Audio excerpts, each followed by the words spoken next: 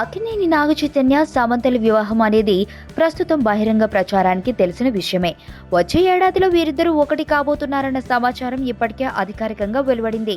అయితే వీరి వివాహానికంటే ముందే తమ్ముడు అఖిల్ పరిణయం జరగనుందా అంటే అవుననే సమాధానాన్నే వ్యక్తపరిచాడు నాగచైతన్య.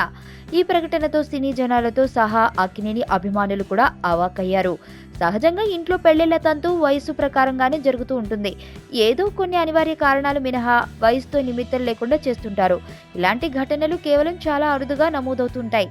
మరి అక్కినేని ఇంట అంత అనివార్య కారణం ఏమైనా ఉంటుందా అన్న ఆసక్తి అభిమాన వర్గాల్లో నెలకొంది.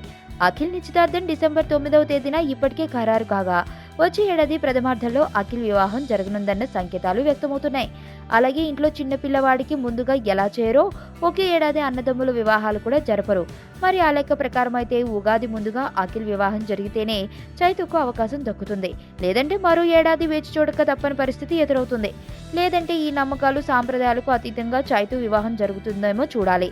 ఇప్పటి వరకు ప్రేమపై ఫ్యాన్స్ ను టెన్షన్ లో పెట్టిన చైతు సమంత పెళ్లిపై కలవర పెడుతున్నాడు. నాగ్ మాత్రం చైతు వివాహం వారి చేతుల్లోనే ఉందంటూ ఇప్పటికీ స్పష్టంగా తేల్చి చెప్పేశాడు.